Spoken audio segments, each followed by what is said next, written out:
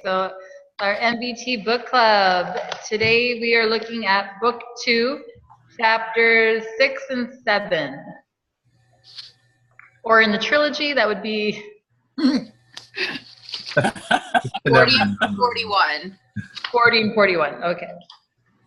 Awesome. You know what's funny about this? Is the book's so complicated, and now trying to figure the pages is just as complicated. I know. I'm gonna print out. I can still hear you. I'm gonna print something out. Sure. Okay. Yeah, Christine's on a mission to make it less complicated. Yeah. She's creating a spreadsheet across the board, helping Keith and Donna. At some point, maybe towards the end, Daniel, can we talk about the difference between the what's up and what you suggested? Is that a better solution as far as being able to talk just about MBT? Because I noticed that there was a lot of personal stuff going on in the what's up connection. So how were the chapters? Let's do a quick check-in and just talk about the overall, the gist of it, how it went for everybody. Before we do that, we'll set the intention. So the intention is to really just come together, hold space for each other, and be able to hear each other, see each other's perspective. When we can see from each other's perspective, it gives us a much bigger picture reality for us to explore. Rather than coming from our limited, small point of view, we open up and broaden our horizons. So let's do our best to seek to understand one another and just open our minds. So who would like to start with their check-in and what they thought of the 2 chapters? I haven't finished reading. I think I'm 6 pages from reading the last chapter. Oh, Daniel didn't do his homework. I know, my bad. All good. But it's computer stuff, and so most of it I understand anyways. It's pretty cool. It's what's consciousness basically, and he's talking about how consciousness is created, and we can't create ourselves. It forms, right? And we're all a derivative of something. So again, I'm thinking about how we've sent the rovers to Mars, and who knows, maybe they'll create their own consciousness, and then it goes back to like who sent us here, who created us. I know it's a stupid question, right? Oh no. Just take it as is. Good. How was it for you, Greg? I like Daniel. I got before it got really sick this morning, I got all the way through the first chapter, but not the second chapter. So I guess the 2 questions I would say or the 2 points is, A, I wish Tom had a really good editor when he did this book. It would help. I guess the other part about it, what I find interesting, because of things I've been reading, and I got a whole series of other books coming, we keep thinking we're going to keep progressing along with all of this. And what I find interesting is that there are cycles of information that are pretty solid. It's interesting because during the Stone Age period, or Stonehenge building process, they spent 2,000 years figuring it out and building it, and scientifically making a pretty cool scale model of the Earth, its size, and its relationship between moon and stars. And then it also disappeared. It went down to Egypt. They think that the priests of Egypt were actually from the Stonehenge group. Wow. They came down to Egypt because Egypt went into the pyramid building pretty quickly. All I'm getting at is, what's interesting about what we're doing and going through this book and the whole process is that a number of people I've run into, myself included, we've had connections with descendants, and in a few thousand years, and maybe sooner, I'm not sure, things change again, and a lot of this information that we have and that we consider to be current and volatile, in other words, there's always going to be around, not maybe the case. It's going to be interesting down the road how that works out.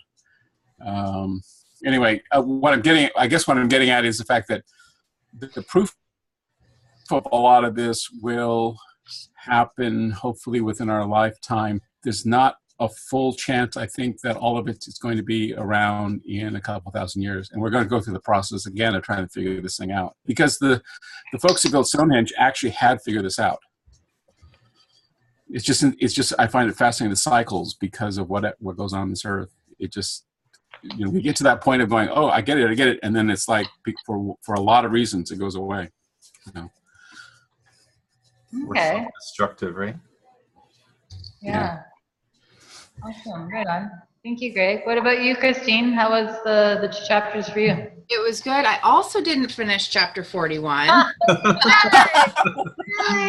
I'm not so on it after all. No, yeah, I have about the same amount as you. I got like maybe halfway through it or so. I thought it was good. I feel like I'm at some point, one of the other ones I was in, I mentioned something where I feel like this book is almost like a test, right?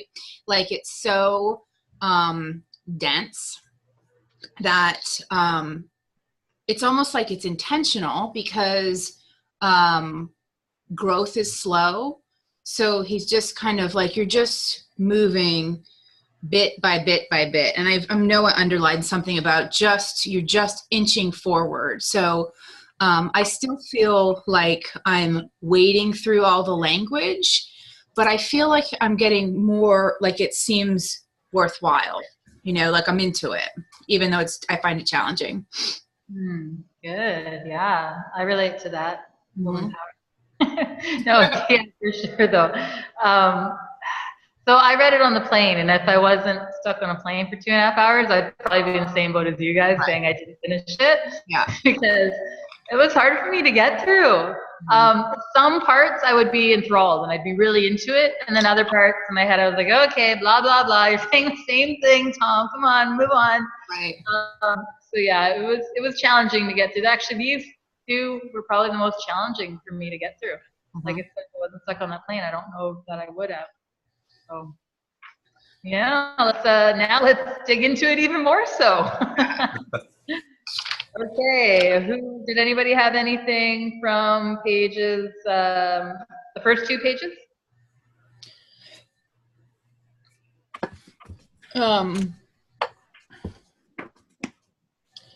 Yeah, I had some stuff underlined, a lot of the intent thing, that basically it seems like intent is everything, right?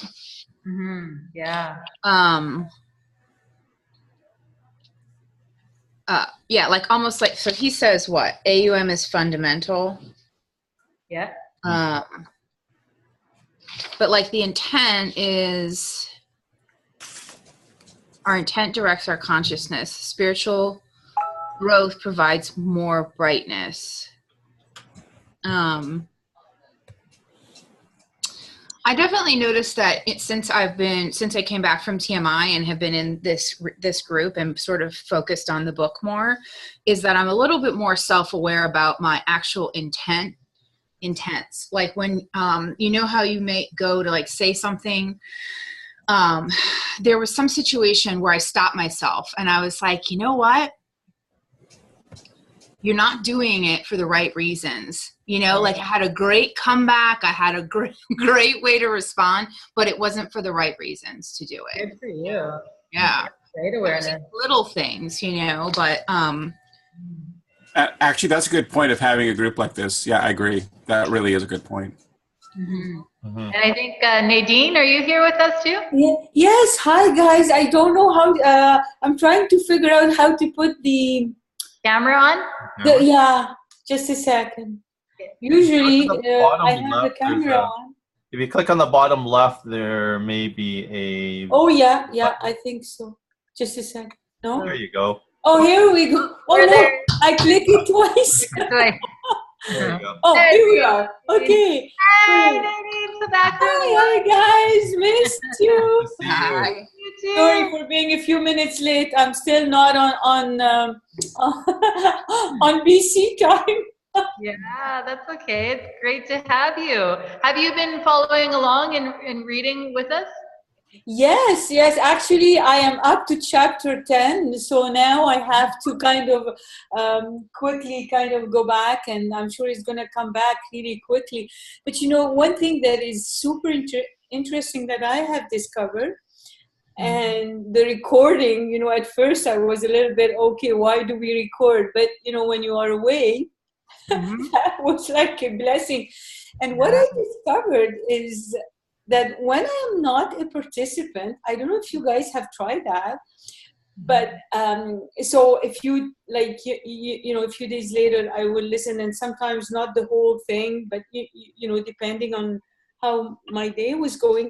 And I found that I was like an observer. So I was really outside, and it just allowed me to get a totally different perspective than when I am in.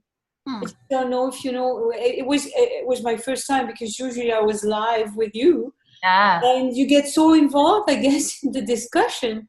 Right. But when you are not, and you're just listening and processing, and the fact that I wasn't doing it 2 hours straight, I had time to think it over and come back. Anyway, for me, it was a great experience. I encourage you to even try it. I mean, even if you are live, but then listen to it, it's different. It is. Anyways, right. I was just excited to share that with you, because so to your question, I was following, and I was getting so much insight. I was writing all down, and no, it was great. It was great. It's amazing. You had great discussion. Oh, thanks, Nadine. That's really. It was really, really, for me, very enlightening. I can't even describe it. I'm just telling you. I don't know. It was great. Good. Thanks to all of you, and thanks, Daniel, for taking the time. I know it's probably a little bit of time consuming to do all those recording for us, but I'm telling you, it's really worthwhile. Oh, good. It's good to hear. Yeah. Anyways. Awesome. So now I'm excited to hear about you. Yeah. So we just started. So we're just sharing anything that came up for us while we were reading these chapters. So we're right now just on the first 2 pages. And we were actually on the second page, top paragraph, looking at how our intent, our focused mental energy, specifically directs and orders a portion of consciousness, just like Om's intent does, except that ours is typically dim, unfocused, and of low power. Yeah. He goes on to say that spiritual growth, developing a higher quality, lower entropy consciousness, provides for more brightness, capability, effective organization, and more energy to do work. In other words, more personal power. See, I think that's an interesting jump. It's like, okay, we're talking about all these technical terms, and he does it again later on, where he just throws this reference to spiritual growth in there. And it's interesting, and I certainly think it's probably correct, but it seems a little out of place. Like, where is that coming from? You know what I mean? Like, out of left field to me. Well, you know, I think where that comes from, and that's, I think, the issue with the right brain, left brain issues of the book, is that he's, I think, originally with this book was trying to convince other scientists that all of this is not wooey-wooey, that it's actually there. And so he keeps the whole spiritual part of it under the radar because he doesn't want to really turn those people off. Right. I mean, the problem with that, though, for me, is the fact that although going to Monroe was an interesting surprise for me because of all the multiple degrees and PhDs and spooks from the CIA and stuff who are there, is that it does bring people in who have that kind of a background as opposed to folks who end up more of the spiritual part of it. Mm-hmm. So it exists, but I think he does it simply under the radar, simply because he doesn't want to take away from the scientific part of the whole thing. And I think for some of us right-brainers, that's a problem because we're going to go, okay, that's the fun stuff. Keep talking. And then he stops. It's like, ugh. Yeah. And I think he's also trying to show us that it's all the same thing. The scientific lingo and the woo-woo stuff, they're saying the same thing, but they have different ways of saying it, right? Yeah. When he says lower entropy, it's the same as spiritual growth. He just says low entropy, I mean, but I think the difficulty, though, and I'm still trying to figure this out, is there's an aspect of ritual that is not part of Monroe and not part of this book that's missing. And I know he doesn't talk about it, but I wish that were more of it, because I've seen some ritual done badly at Monroe. Very badly done. What do you mean? Well, the second time I went there for Event Horizon, a couple folks decided to have an event and change the energy of the room the night before we started, of the debrief room. And I heard them doing a ritual. And the whole process, when you talk to the facilitators, is that anybody can do whatever they want on off hours. But these guys were actually in the debrief room. I walked by it as I was going up to my bedroom, or I was going downstairs to my bedroom, and I heard them doing something. And the following morning, one of the guys who's been there a lot said, "Did I notice a change in the energy in the room?" And I did, but I didn't understand what they had done. And because they didn't do it with the full group as part of it, it changed the room in a way that I don't think was helpful. And since I've been around people who do more rituals, since to do with what Robert Monroe and what Tom and what Dennis were trying to do, which was basically set up a scientific experiment. Right. And do it under those auspices, and not have any of the ritual, because all of those guys were like, nope, not going to go there. Well, right. I think it's the same thing that what Vanessa is saying, is that this is sort of geared for the left brain people, and they're not going to buy into that. Well, this book is, right. And Tom's thing is, but Monroe isn't fully that way. And that's part of the problem. Because some of the people who were there are part of the other Monroe. Do you think that there's rituals missing from the book, though? Yeah, I think that Tom is not afraid, but I don't think Tom wants to go there. Tom doesn't like ritual. No. He says because ritual takes you away from it. You don't need ritual, right? Even when he talks about out of body, he's like, you don't need a rope to climb out of your body. He's like, you don't have a body. You're already in a body, right? So ritual takes you away. It's more fluff. Ritual is just more fluff. You don't need all the fluff. Agreed, but I think it also then, if you don't have it and if you don't do it well, then you end up with a lot of society needs some sort of ritual. And so the question is, how do you do it, and do it in a way that's healthy? Do you know what I mean? I understand Tom's not wanting to go there, but on the other hand, this is something we don't need to discuss here. But I think it's one of the issues with the book for me. Okay. Yeah, and it's not for everybody. Take what works for you and leave the rest, and right. Find what works in other books. So you can take a little bit from every different author, whatever works for you. I think. I just want to say, Greg, I don't know if what you're trying to convey is people are different and they approach it in a different way. Some of us will need rituals, some of us won't. Tom doesn't need them, but some people do need them. So I guess it's just, if people need them, then they go there. If they don't, I think it's just a tool like any other tool. And some people need them more than others. But I do appreciate when he talks about like lower entropy and spiritual growth, that because for some people, like for me, it would resonate more when he's talking about your growth than when necessarily. Or now I'm starting to get used to his vocabulary, so I find myself more and more into it. But especially at first, I really did appreciate when he would put those other common words that some of us are used to. So I think it's all the same thing, but people resonate with different things and need different things.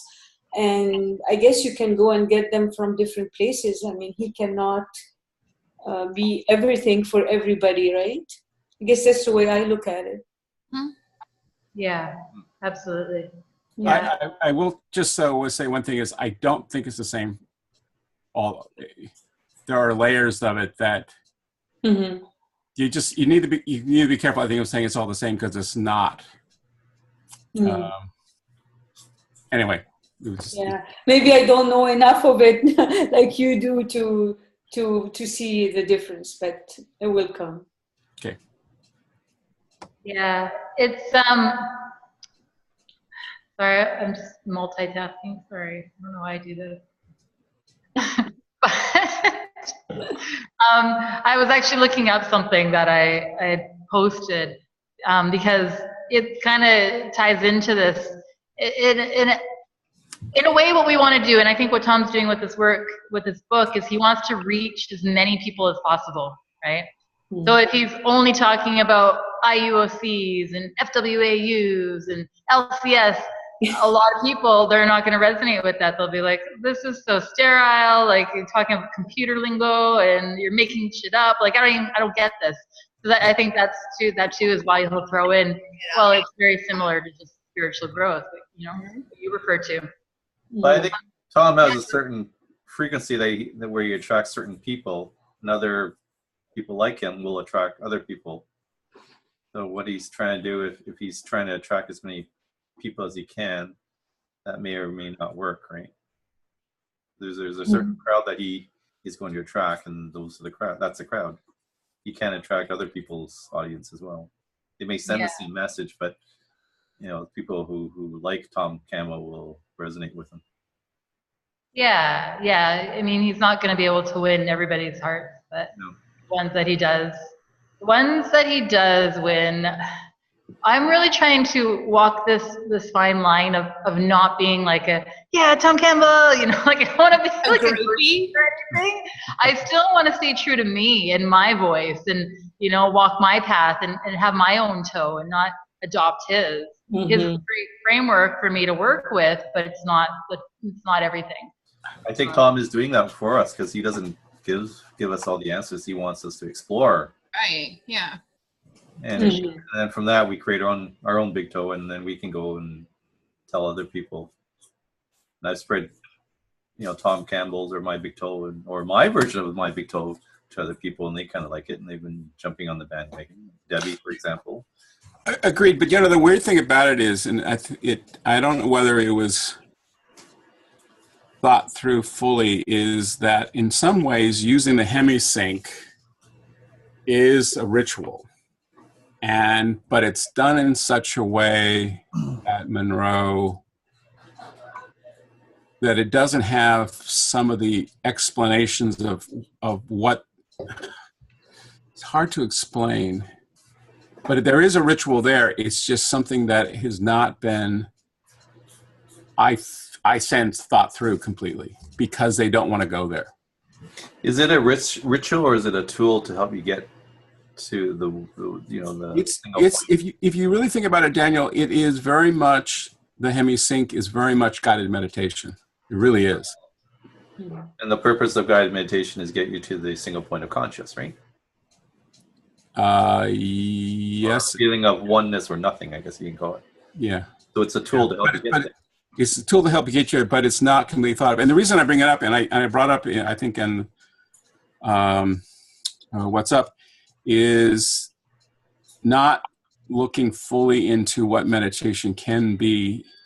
I mean, everybody thinks of it as completely clearing the mind.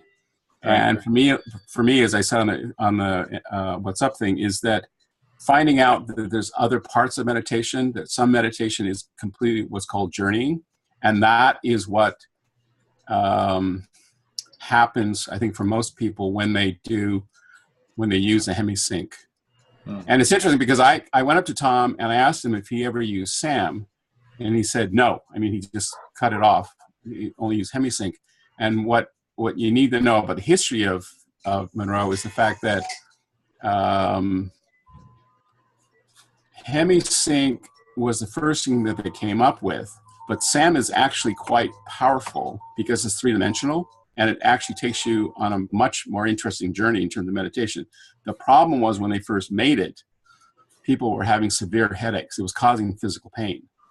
They've since fixed that, and there's actually one guy there who's making some really wonderful use of SAM. I found it interesting that Tom wouldn't go there because they had a disaster. They really had a disaster, and people were getting quite ill when they first came out with it. So it's interesting that, anyway, I just find some discrepancies that when I read the book, the fact that they really, it's somewhat dated. Let's put it that way. My sense of it.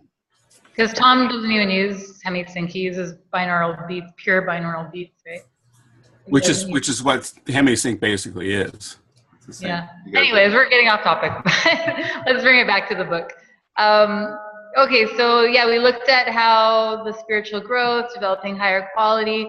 When you do that, when you work on growing up, when you work on lowering your entropy, what you're doing is you're increasing your personal power. So what I like about that paragraph is he talks about how our intent directs the consciousness, just like Om, right? Just like Source, just like LCS, whatever you want to call it.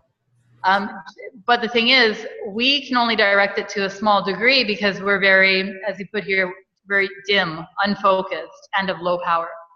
But the more we grow, the more we spiritually evolve, improve our quality of consciousness, then the more we can direct that consciousness, the more we can have our intent modify future probability, the more focused it is, the more potent it is. So I really like that because it gives us motivation too as to why we want to improve ourselves, get rid of the fear, lower our entropy, grow up and become love. So that was a really powerful paragraph there on page 2. Anything else from page 2 or page 3?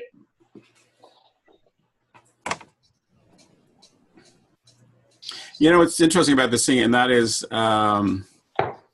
thus we have individual thought objects which function as sub-programs within an immense digital mind. And it's interesting, the whole concept of thought objects.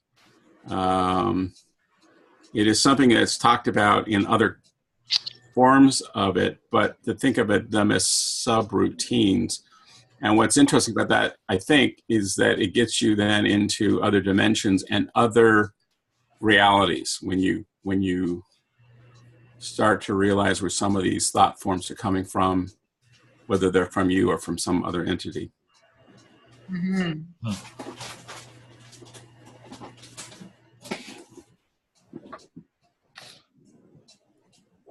Nadine, did you have anything from those chat pages? Well, I highlighted the same paragraph that our intent. Right. That's what really I got from those first pages. That was kind of my take. It kind of summarized a little bit what he talks about and puts it kind of all together, right? Yeah. It's your intent. It's the most important thing. And then you have your action, the result of your action, and that will lower your entropy or, make it higher. It depends on what your intent is. So yeah. That was basically for me what I got mostly out of it. Nice, yeah, that intent. And that being level intent. Remember, Christine, I think you were mentioning this before in the WhatsApp group, is the difference between the being level intent versus the intellectual intent. Mm-hmm. Right? Yeah, Tom, on one of his videos, I think one of them, they've been posting like crazy recently. Yeah. So I don't know which one it was that I watched, but he was saying that part of the repetition, it may have been the video that he said tips for reading the book, that part of the reason for the repetition is that you have to keep repeating it over and over and over again until it sinks into your being level. Mm-hmm. Christine, when you wrote about that, it really also, connected with that because, like, for over 2 years, I was reading, I was going to meeting and all that, and it was not happening for me, and nothing was changing. I find in my life that, and for 2 years, and maybe a little bit more. So when you said that, and then just lately, after listening to Tom, listening to your discussion, guys, and I don't know what happened, and all of a sudden it clicked, because all that time, and even in meditation, it wasn't working, because all that time I am just functioning, wanting to understand, analyze, make sense, and it was all intellectual. And I got it all, you know, but nothing was happening like when it really matters, you know, how I react or how, and then one day it was just, oh, you know, that's what's happening. But I think I needed to understand all that before and now I see little changes in how I feel and how I react to others and how I perceive, you know, certain things that happens and what triggers and my triggers. And it was an aha moment for me, because for so long, I said, well, you know, what's the use? Why am I doing this? It's not happening for me. And it's just because you don't even realize it, and you just stayed up in your head. It was all intellectually. Oh yeah, intellectually it was very, very rewarding and stimulating, but until but the being level is harder, because then you have to deal with stuff that you don't want to deal with. And I guess it's the fear of that. That's why I realized that I was using my intellect to rationalize and justify and compensate, and not wanting to go there. And finally I decided that, okay, it's going to be painful, but this is the only way. And so now I'm taking like little steps into that journey, and we'll see what happens.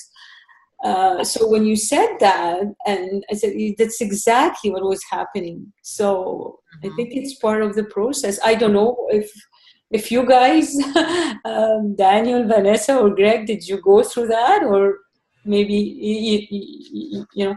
And then I realized that's what I have been doing all my life, because I'm very much into academics, and I have been all my life. So that was a big realization. I don't know if anybody else want to share on that level, but I know exactly what you were talking about. That's what I wanted to tell you. Thank you. Yeah, that was. Well, actually, you know, later in this chapter, it talks about the fissures, about the same thing. The fissures typically occur near consciousness fault lines, which are often created by the collision of massive belief planes that contradict each other. And, you know, his volcanic suggestion of exactly what you said makes sense in terms of, you know, those aha moments where you kind of go, why didn't I get that before? And then you suddenly get that aha moment. So yeah, I mean, it's that whole fissure thing. It's sort of like it finally cracked through, and it's a good one. It's like, you know, you get an idea in your head, and also like that light bulb pops up. Well, instead of light bulb, you get your, the lava sort of spewing out of the volcano. Yeah. But Daniel, you know, what I was kind of, is you can get those aha moment and the light bulb, but it's only intellectual, and it's different than when you get them at the other level. Like, you know what I mean? When you're somebody that is used to being in their head all the time, you get all those aha moments, but they're just kind of academics, like, you know, ideas and concept and abstraction and stuff like that. Right. But nothing in the being level. And then I discovered that there are really two different things here. Do you draw or paint or do poetry or write or anything creatively? It's just something. And the reason I say that, do you ever have those moments though when you've finished a piece of work and you kind of look at it and go, I didn't do that, and yet you know you did? I mean, it's the same sort of that. Yeah, it's interesting how that works. It wasn't I your think mind, I need to develop more my right brain, Greg. That's what I need to do. Yeah, and there's a video where Tom talks about when you're really tuned in and connected, and you have a strong relationship with Source, LCS, then what happens is your life becomes a work of art, right? You don't necessarily need to draw or paint or sing. You are a work of art, everything you do. And I had this the other day. I was chatting with my good friend Renette, and about something that was challenging for myself. And then she was holding space, and the words that were coming out of my mouth, I was like, whoa, these don't even sound like my words, but it was everything I needed to hear was coming out of I was saying it. And And it wasn't me though. It was like truth was flowing through me, and I had the perfect solution. It just came through me, and I was like, wow. But that's not me. It was, I guess, my higher power, whatever you want to call it. And so I just felt like that was a work of art for the answers to just come, to be open and connected, and the answer just flew right through. Got exactly. Maybe it is you, but it's you on your being level. That was the being level talking, right? But the interesting thing about that is, and a lot of artists and painters and dancers will talk about this, is that the very first thing you do, you need to get out of your hand you. And once you get it out of you, then the other thing flows through that's not you. That's that sort of connection. I mean, everybody talks about the first line you put down, whether it's a written word or a drawing or a movement in a dance, it is still the ego taking over. And once you let that sort of flow through and get rid of it, dissolve it, and that just takes practice, then suddenly the rest of it, and you come back to it and go, where the hell did that come from? And they use a different language. They say, feel it, or feel the music, not think the music, right? Right, and it's a tricky place to be, yeah. And it's a tricky place too, especially when you're working out maybe your problems, or you're just speaking, doing something that you do every day, and not using your intellect to analyze it, and just letting that flow through. It's quite an amazing experience, but I feel like life can just be that way, where you're just kind of dancing through life, you're letting it flow. You don't have to analyze and judge everything. You just are. Just allow. Vanessa, when you were talking about, how you're talking to Renette, there were times where I'm giving speeches and someone would ask, what did you say? I said, I don't know. I can't repeat it. I have no idea what I just said. Yeah. Repeat that, please. Not possible. I can't. No. Sometimes the more the planning, it doesn't go well. Because our egos get in the way. We try to control and force and manipulate things to be the way we want them to be. That's when you have your expectations, right? When you practice too much. Yeah. Yeah. Practicing too much. And then when you are delivering, you're thinking, am I doing what I'm supposed to do? I'm close enough to my practice. It doesn't work. Yeah. It's so fascinating because really anything can be a spiritual practice. Anything that you do doesn't have to be going to a cave and meditating. Like your life is a spiritual practice. Have any of you guys done walking meditations? If you haven't, I highly recommend it. What are walking meditations? It's literally what it sounds like. One of the simplest way to do it is that the supas that you see at different sites, you can just keep walking around them. But the other way to do it is you just choose in a space, a park, or some place where you can be quiet, a point A and a point B, and you just keep walking back and forth. It is incredibly powerful because sometimes you need to physically get things out of you. When I'm really stressed, walking meditation works so much better than just a sitting meditation. Highly recommend it. Well, for me, Greg, is in the water. I do that swimming. That's for me the most powerful. Like you said, back and forth. Yep. And it's really, really works for me. So yeah. Yep, I agree. But walking is a good second. But for me, it just feels a connection there. It's so easy for me. The cool thing about the walking meditation, you can do it a couple ways and get out of your set. You can actually then do it if you put a rope from point A to point B. You can do it with your eyes closed, and also walk backwards. And walking backwards does an interesting thing in your mind, and they've done studies about it. Anyway, it's another idea. Yeah. Okay, so back to the book. Sorry. Thanks for steering us back. Sorry. We have a lot of stories to share today. I wish I had the trilogy because I'm on page 86. I don't know what that is for you guys, but 330. What page is it? Wait, where are you? Where are you on? 86 of book 2. So at the top it says, thus the seeming unreliability and discrepancy. 336. Oh, you're all the way up there? Oh, okay. I think we skipped the page. Yeah, no, that's in Christine, and the book I've got is 336 is the page. What does it start with, Vanessa? Thus. That's the seemingly unreliability. Vanessa, did you skip a couple pages? Yeah, I did. Okay. So this is between We gotta move on, or you'll be stuck. We gotta move on. it's between Yeah. point two What's and something in that chapter. really stood out for you before that you wanted to share? What you're talking about, Vanessa, is the 6th page, the beginning of the 6th page in the chapter, page 86. It's in point 2 of why can't we get our stories straight, right? Yeah, it's the 6th page of the chapter.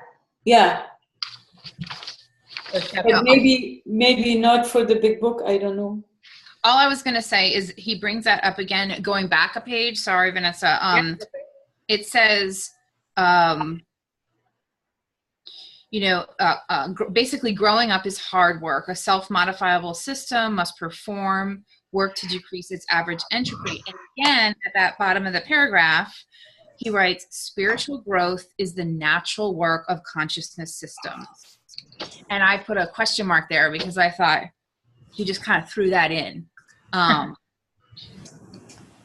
thought that was really interesting because I feel like that is actually true. I think it's true for my life and probably for everybody here.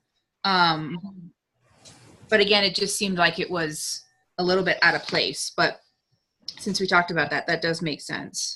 We're just trying to equate entropy and reduction and spiritual growth, like merging those two things together. Where is that again? It's the top paragraph of page 84. They need, I know. 84. Okay. So it's the last sentence she's referring to on the top paragraph. Spiritual growth is the natural work of consciousness. Yeah, a low entropy consciousness can perform miracles. Thought that would seem pretty great. Does that mean we're in tune with the higher self, our own self? What do you mean? What I mean is that because we have a lower entropy, we are able to do things and see things that other people can't do. So we just have this extra energy source, or we're just able to do things that people think are not possible. We just haven't experienced it yet, I guess, is what I'm trying to say. I certainly can't do miracles. I can't do them yet. You're welcome. No, but if you look at Tom and what he can do, like healing, remote viewing, all that kind of stuff. I back up and say all of us can do miracles. I really. We're working on it. No, seriously, because just think about the changes in the world. I mean, a lot of what we do would seem miraculous to other folks. Be careful about saying you can't do it, because you really can't. Because as soon as you start putting in the no about that sort of stuff, it will switch things off. Okay. I would just put out a caution, just saying that absolutely you can't, because. Okay. Well, I think that what I was going to say is that like a low entropy consciousness can perform miracles. Reminds me of when people saying they're only, and he says it somewhere in here too, people are only using a certain amount of their abilities. Whether you talk about it being the mind or the consciousness, right? That as consciousness, we don't use all of our abilities because we have high entropy. Yeah. Right? Yeah. So in other words, if you think about it, it's not that you don't have the abilities, it's just the fact the entropy is high. And as you lower it, you suddenly go, oh, I can do that. See the difference? Well, I don't think I agree with that, because you can't, if your entropy is high, you can't do things. That's not what I said. We all have these abilities, and when the entropy lowers, we're all part of the full consciousness. We all have the ability to have, at some point, at some level, have the ability to do what the full consciousness does. I mean, we're part of it. You have the potential to do it. No, we actually have it. It's just that the potential is blocked by the entropy. We're not of a low enough entropy state to be able to do it at the moment. We have the ability to do it. Right. There you go. That's it. Okay, moving on. All right. I think we're all saying the same thing, but different ways. Yeah. Well, and he talks about later about, 5 people in the room, they all have a different. Well, that's Yeah. true. That's true. It does say that. Yeah. Since we're on this page, I guess a couple of paragraphs down, starting with what does entropy and synergy have to do with us? Towards the end of that paragraph, he says that your body is actually a virtual body, an experience of consciousness made apparently physical by constraining all interactions of the individuated limited awareness and experience to only allow those by the space-time rule set. To only those allowed by the space-time rule set. It's kind of a mouthful when I say it out loud. I had it highlighted, but I feel like that's important to acknowledge and to know, realize, become aware of, because then we're not so attached to these physical bodies. We're not so identified, right? We remember what our true nature is as consciousness, and that we're simply just constrained consciousness experiencing this virtual reality as a physical matter reality. We remember that. I think it helps us to see the bigger picture, to see each other all as connected as part of the LCS. Nadine, did you want to say something?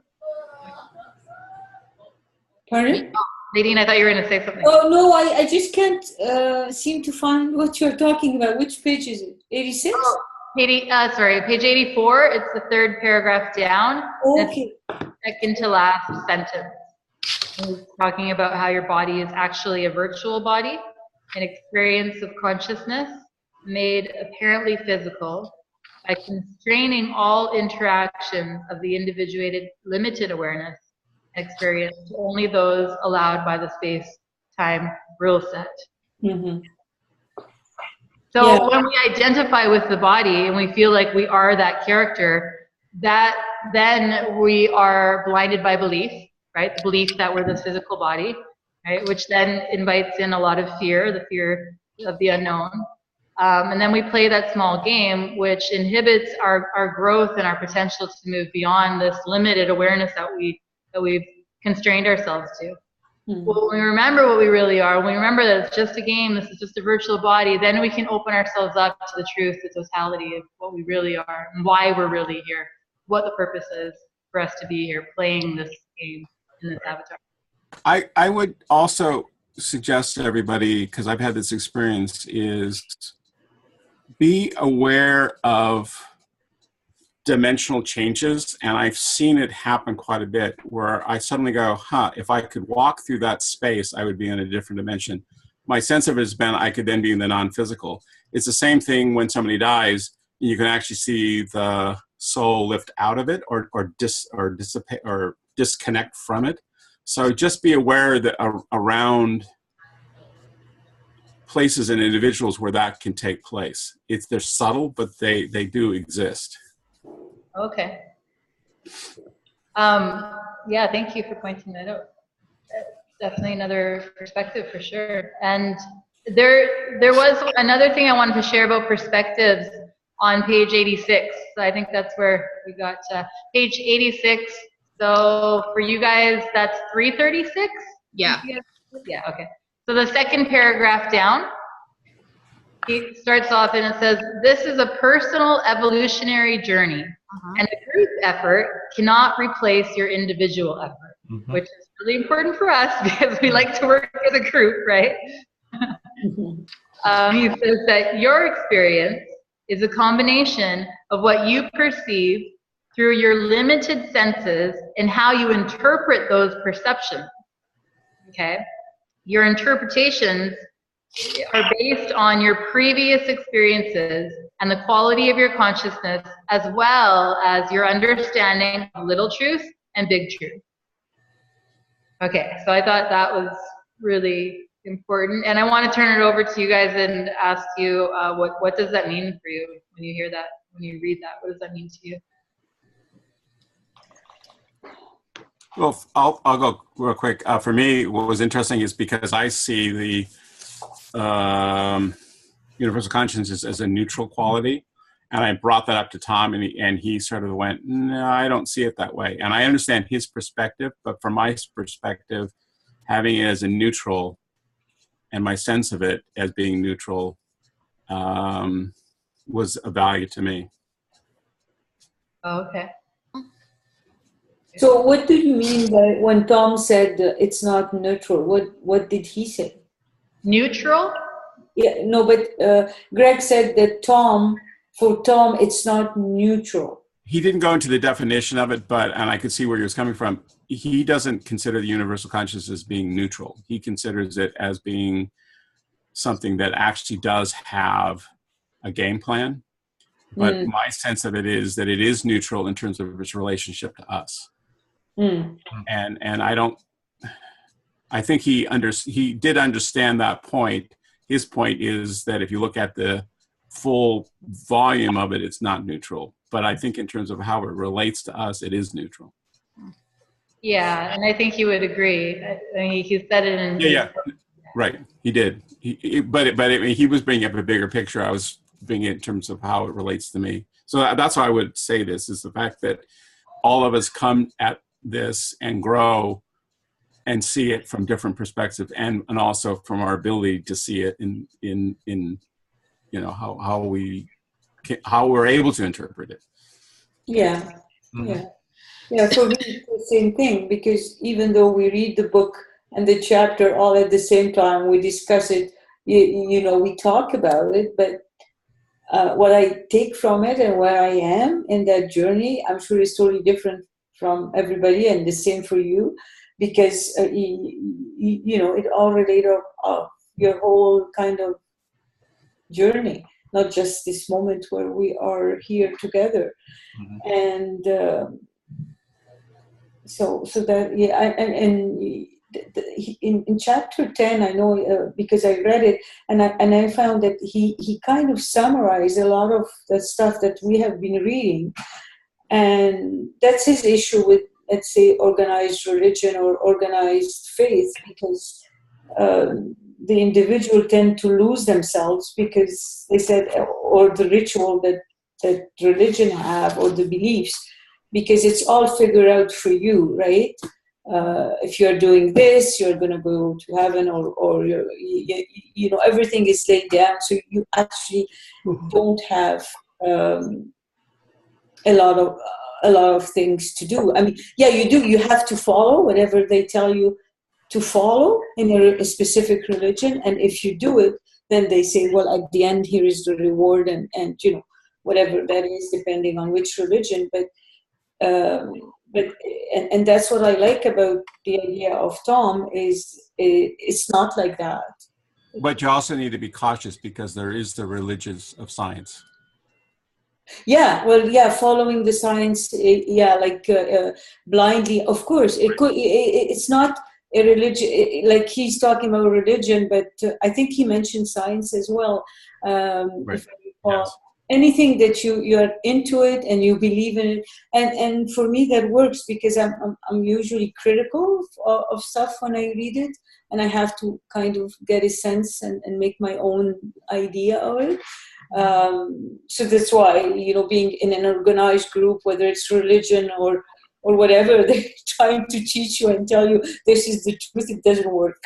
But for some people, that's what they need, and I think that's what he's talking about here when he says it's got to be individual. You know, you can't just be in a group, and this is not what he's talking about.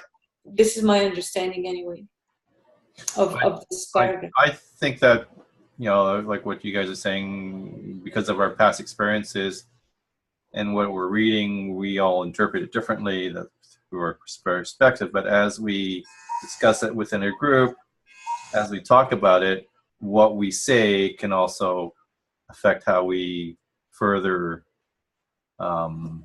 think of what Tom's saying as well through our discussions, right? So we may paint a different picture for you as well that you may not have known, that gives you a higher insight as to what he may be thinking, that he may be actually thinking of. Mm-hmm. So having a group discussion is good as well. Mm-hmm. Oh, absolutely. No, Daniel, I think it's crucial. And you know, I shared my experience by just, you know, all the insight I had just by your discussion even. when I was listening to the recording, but those insights will help you on your individual journey. Yes. You know, the insight that you get from the group. So it's important, but at the end of the day, you know, it's your journey, your personal one. Yep. Yeah, but you need the group. I see what you mean. It's not that you're going to do it on your own. No, I mean the group is important as long as you understand that this is your journey. Right. Yeah. So whatever the group is saying, you can take it with a grain of salt, or you can apply what we just said into your own perspective and exactly. that and have insights. Yeah. Right. Yeah. Mm-hmm. How about you, Christine? It's funny that you bring this up because I had this not only did I have this part highlighted, I actually referenced this section in a conversation this afternoon with somebody.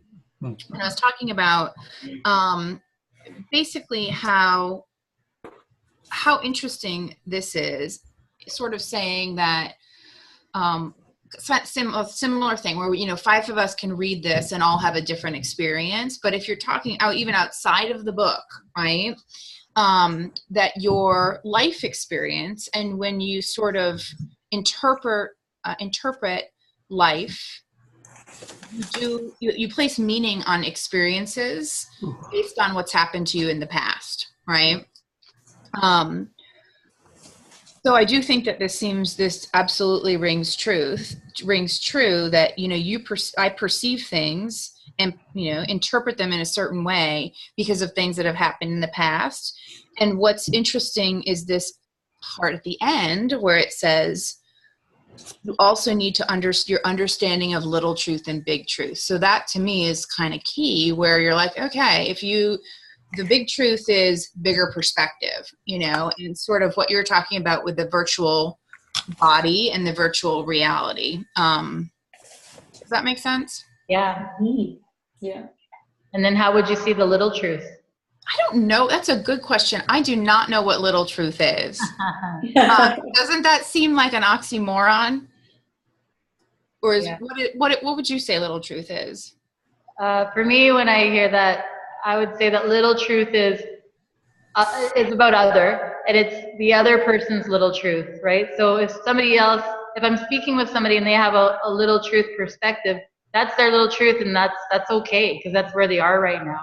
Because they have an understanding of big truth, I can offer compassion, non-judgment, and kindness to that person. I can care about them. I don't have to condemn them. If I was stuck in a little picture view, then I would maybe condemn them, try to bully them, make them wrong, make me seem superior. But as long as I have a big truth, big perspective, then I can just love them and accept them as they are, for their little truth. Mm-hmm. That's how I interpret it. I mean, and what would you say that you feel like big truth is? Ultimately, the big truth of what we are, who we are, and why we're here. Mm-hmm. So what we are, consciousness, who we are, a piece of that consciousness. We're all connected through consciousness. Why we're here, to grow, to evolve that consciousness. Mm-hmm. Mm-hmm. It's a good answer. You know, the funny thing about it, there's a great painting I saw years ago, an illustrator did, about how to learn to paint. And it's a staircase that spirals up through the drawing or through the painting.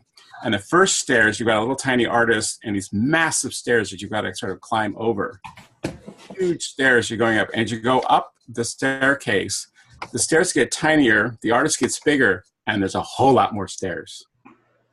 And but it's interesting because when you talk about big truth, little truth, you know, you think about little truth as you slowly getting up to the big truth, and you get these big, massive things. But it's really, in many ways, not. You end up just opening up the Pandora's box to a lot more questions. It doesn't get smaller. It doesn't get easier. It just gets bigger. Mm-hmm. Yeah. So that's a great reference point right there. Thanks, guys, for sharing that.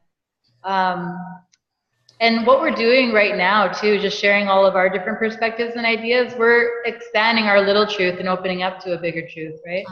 We're not staying stuck in only our little truth, little way of seeing it.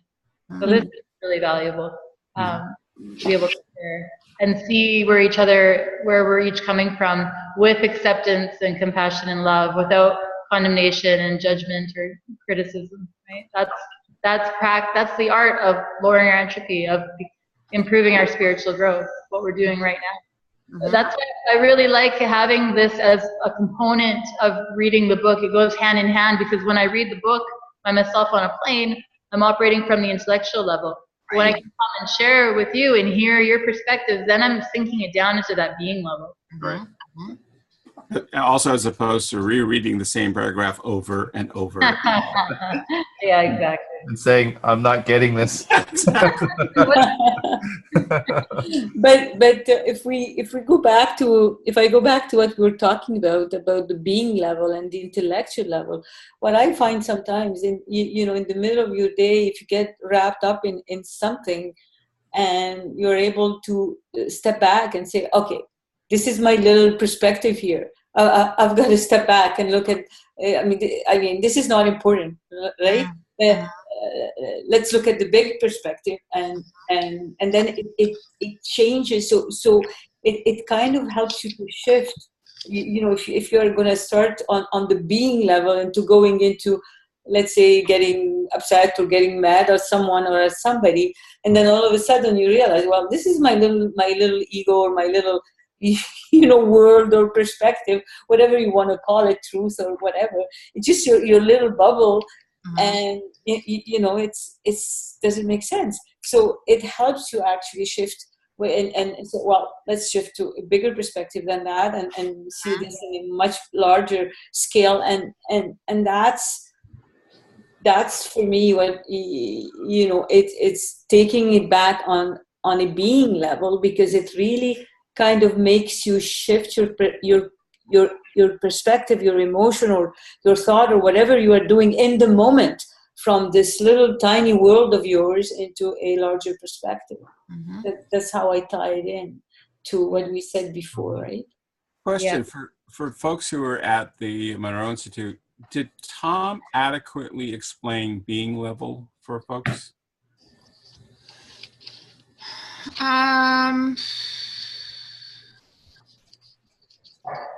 Yeah, I mean, so here's my perspective. I feel like sort of similar, like I still am learning all of this stuff, right? I don't think it's like a one definition, right? You know how Vanessa was saying this is little truth and big truth. And for me, at least, I kind of go, on a daily basis, I may see things mostly from the little perspectives and occasionally from the big perspective, right? If I'm lucky, having a good day. So when it comes to the being level, it's like I have a sense of what it is, right?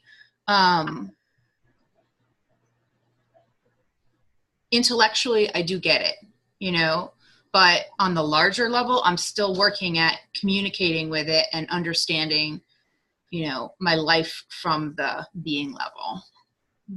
Does that make sense? Yeah. I say that every time I say something. The reason I ask that, and I keep going back to ritual, not having a ritual, not having a circle, not having anything that brought the group together at Monroe, like I've experienced elsewhere, meant that what I was watching energy-wise in the room was it took a lot longer for folks to get, even for those people who were having trouble getting to the being level, it took them a lot longer to get there. They did towards the end, and the group as a whole started to come together and be supportive. And that's why I'm thinking that if there's some way of doing a ritual, which I don't think Tom will ever do, it will allow people to connect sooner and be supportive sooner, so that when people start to experience the being level, if they've never done it, it will actually be a more fundamental experience. That's why I'm asking the question, because I watched it happen, but it was really slow, and it wasn't watching the energy in the room and watching the connection between people didn't have a level that I thought that could have been more helpful. Let's put it that way. That's why I'm asking if whether or not his explanation helped or not, because I don't think it was a full explanation. And I don't know if in any of his other videos, if he does have a more concrete explanation of what that is. So what is it for you, Greg? How do you understand the being level versus the intellectual level? I live in it. I mean, it's part of who I am, and it's because of what happened to me in my childhood.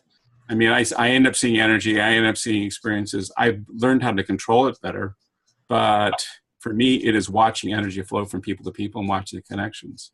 And I've gotten better able to control what happens because I interfere oftentimes. I will actually reach out and look at things on levels and realize I should really be pulling back and not being as intrusive. Okay. Yeah, so it sounds like you do live out of your being level. Yeah. So, I didn't know what it was, but I now have a better understanding of what has always happened since I was a kid. Nice. Nadine, you had a question? well, yeah, I just, Greg, when you mentioned the ritual and that it was not happening. So how do you see what would be a ritual if people go to the Monroe Institute like you mentioned? I've never been, so I don't have any reference. But if you mentioned that it would bring people, together quicker. So well, how would that? What kind of ritual would you have in mind for that? I don't know what would be acceptable there, but I think just one of the simplest things is what Vanessa's been doing each time when we open these discussions, and that is to talk about intent. That alone, just that simple thing, which is something I don't remember Tom ever doing any of that. Mm-hmm. Mm-hmm.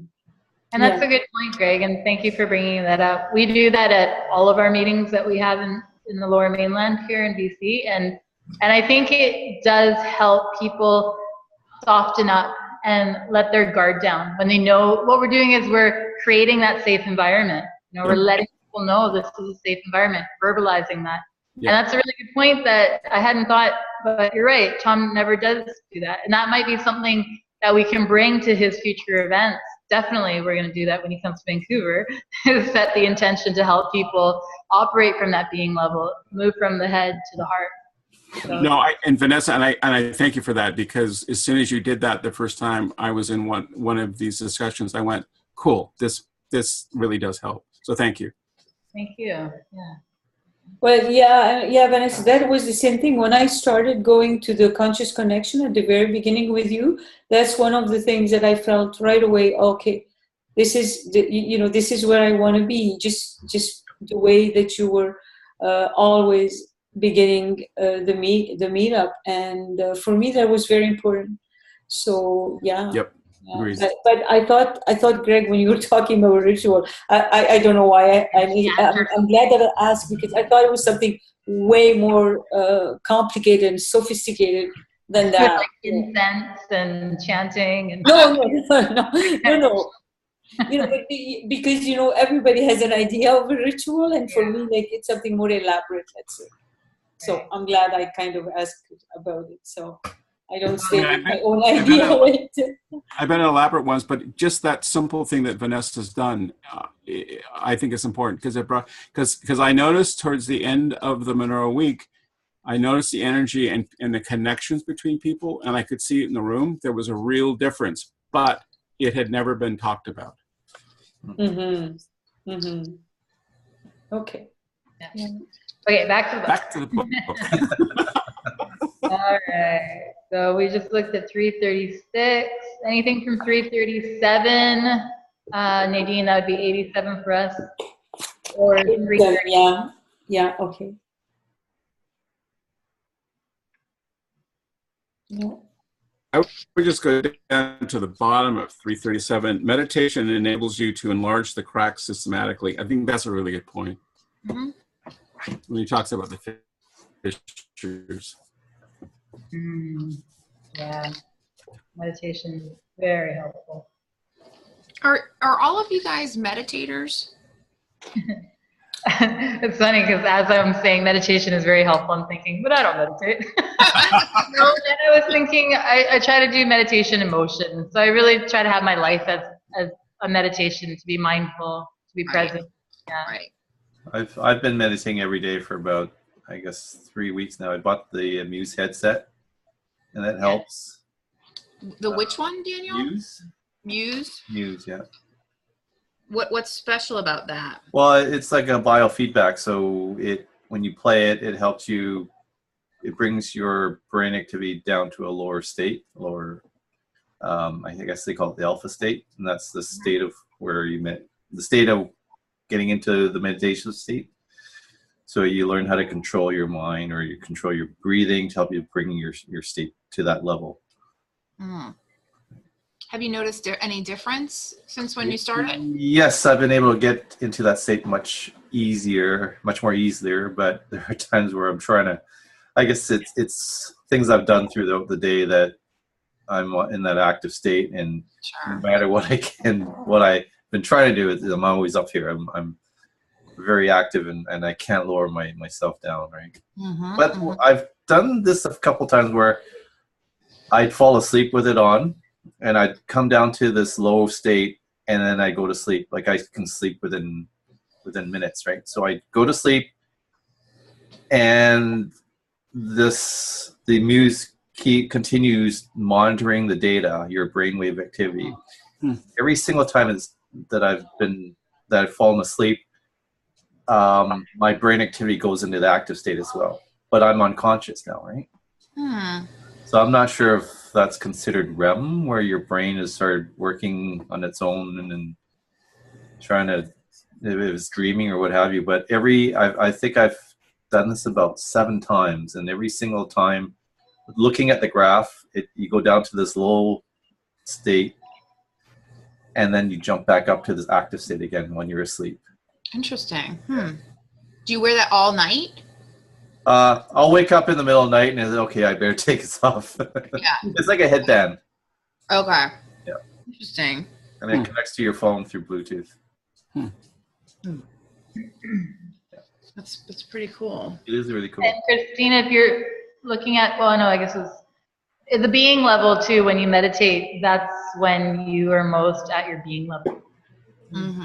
There's no intellect involved. So, do you meditate regularly, or you have Me? Yeah. Not regularly. I mean, I try, in order to, like, when I was doing the hemisync stuff, so I have all those hemisync tapes, but I'm not consistent with it, which is like the story of my life, essentially, is not being consistent with things. I am very interested in dreaming, and I feel like I'm very focused on my dream life. And what I like when Tom talks about dreams, I love that because I identify with that a lot. And he's talking about where you're actually at your being level there too, and your intellect is sort of taken away. Yeah. And it's a good measure of where you are, right, in your growth. So when I have these dreams and I've acted terribly, I get so upset, I'm like, oh, I'm really like a kindergartner. I really am. I'm still acting like that. So yeah, when you dream, you're at your being level. Yeah. Just a side note, we have a WhatsApp group for dreaming with some women. If you're interested, I can add you. Oh, Yeah. cool. Yeah. So, okay. There's a WhatsApp for everything, isn't there? I know. We got groups for everything. Yeah. Okay. Anything else from 330? What about the other dimensions? So just moving on. Right. I've got a couple things. Dan, you had something? Because I got a couple things on 339. Oh, go ahead.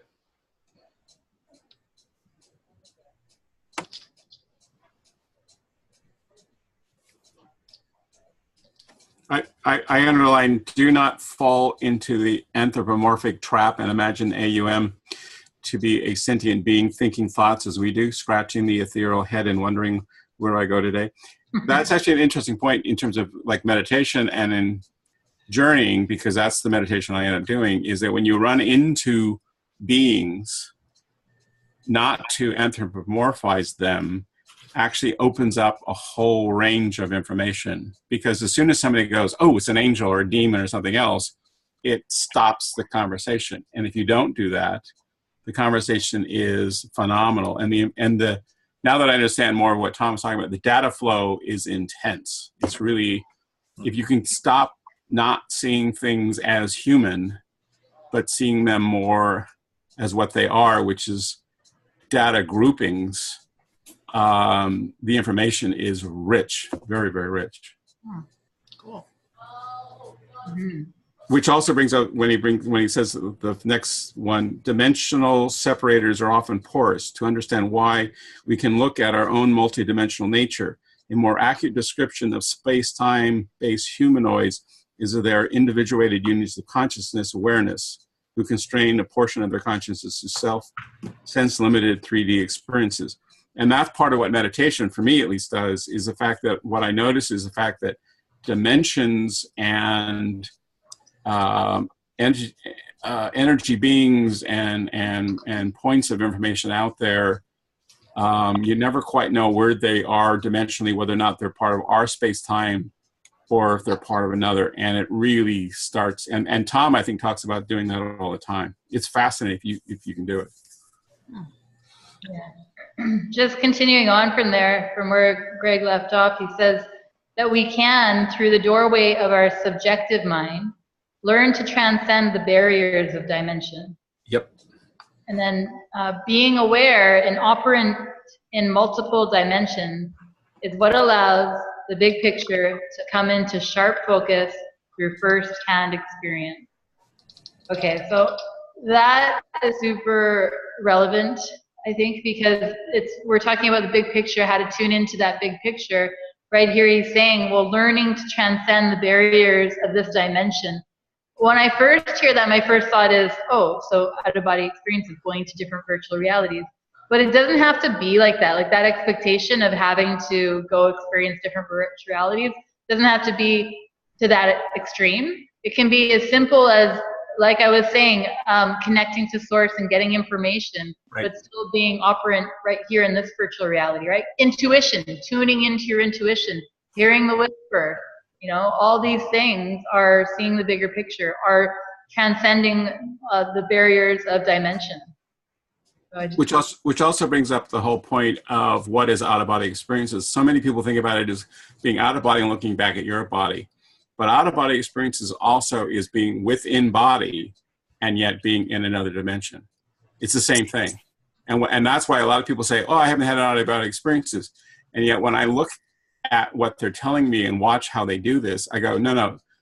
The fact that you're conscious of the fact that you're still in body does not mean you're not having an out-of-body experience. Yeah. And Tom told me that firsthand too. I'm like, I don't get out of body. He's like, what do you mean? Every time you read a book, you're out of body, Vanessa. I'm like, oh, okay.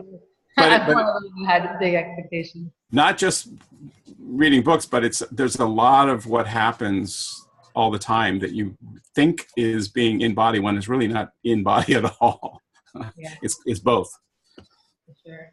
Yeah. So just a reminder to let go of expectations. Yep. Anything else from the dimensions, or do you guys want to move on to Take Me to Your Leader? Yeah, I have a lot of problems with that one. Yeah, I thought that people would. I was like, oh, this is going to stir the pot. The whole thing of calling him, I kind of go, really? Are we going to go there? I did too, I know. I was like, oh, Tommy, you sure you want to do that? Wait. That's where I really think he needs a good editor, and the fact that this book is somewhat dated, because I don't think he's there anymore. You think that was his ego talking there? I'm not sure, but boy, it sure has that feel about it. Yeah. No, I think that it could have a masculine energy to it. And that he put it in there because hopefully there's going to be more evolved people reading this, and they won't be judgmental towards it. They'll just kind of see it as it is. Like, okay, it's a masculine energy, cool. But I could see the flip side of women being like, oh, it's a him, you know what I mean? So it's risky on his part. But Tom has a specific type of humor, right? So I don't know if that was.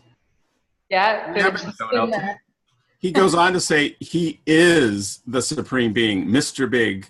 I mean, yeah, maybe a sense of humor, but on the other hand, it's sort of like, wait a minute. But also, it forces you to go back to your own experience and go, wait a minute, is this what I'm sensing? Because I'm not, personally. I think it would have been better left out instead.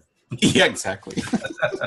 Well, what I thought was actually really interesting is, so the 1, 2, 3, third paragraph in, when he talks about the rules and their enforcements are not perfect, the very last sentence there, when he's talking about these bosses. He says, there are bosses, judges, and other authorities, many of which we, PMR beings, next dimension down, have made into our gods, right? And I just thought that was fascinating, because that makes sense that, you know, these religions, let's say Hare Krishna, they're gonna see Krishna, right? Krishna could just be a boss of another dimension, but then now they call him the ruler of our universe who created everything, right? Or just like Jesus. So these are just roles that they have, but then they turn them into the end-all be-all, not realizing there's more dimensions beyond that. Well, you know, the other part about this, which is interesting, and it goes back to sort of scientific, the Stone Age people actually had dimensions and lengths. They didn't have numbers. And what happened, what was interesting is, it's sort of like when you learn from song. If you listen to kids and one of the best ways to learn something is to sing it. One of the ways that they kept what they were doing as scientists in that age was to create gods and goddesses and symbology and tales around their very scientific work they were doing. And it allowed, I think, it then to continue over a period of 2,000 years. Because otherwise, I don't think in the culture that they were part, that they would have had enough people to come together to build these gigantic forms, Stonehenge, the ones in France, before they even got to Egypt, without being able to have people believing in something besides just lengths, because that's all they were doing. Yeah. Yeah, makes sense. And just moving on in the book to the next page, the very last paragraph of "Take Me to Your Leader," he talks about the big cheese, right? And I like this, how he puts it in perspective. And he's like, you know, all of these, including the big cheese, are themselves just hand puppets. The hand puppets in the next higher dimensional sheet, obeying their NPMR system level causality, trying to understand more fully their own seemingly mystical beginnings and making their best effort to learn whatever they need to learn to carry out their mission of personal growth successfully. So it's just going to show, like, we're all here doing the same thing, right? We all have the same that fundamental process that we want to grow, we want to learn, we want to evolve. We may be at different stages, but it's all the same. I think he mentioned somewhere that we're all derivatives of derivatives of derivatives, right? So Yeah. how many levels up or down is there? You always ask that. I know. You really want to know what else is there? I really want to know, but I'll stop asking. No? Okay.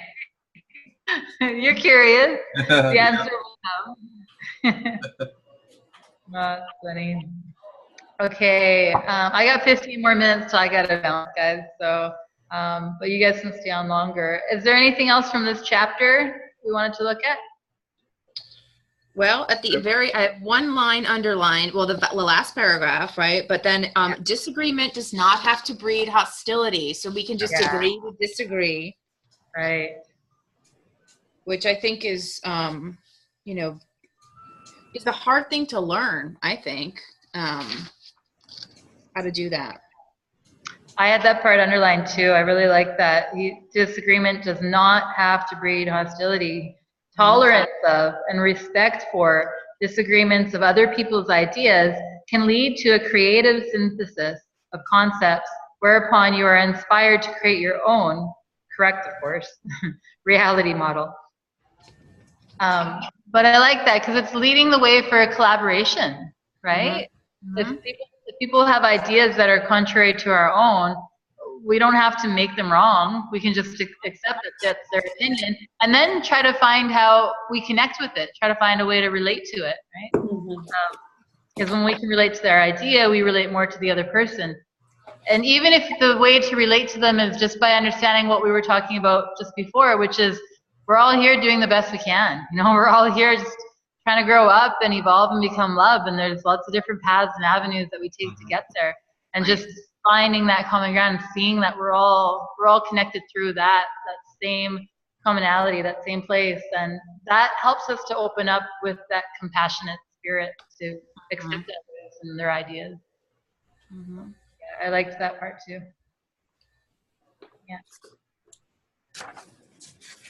I think part of growing up, like in that sense, and evolving is really giving up being right.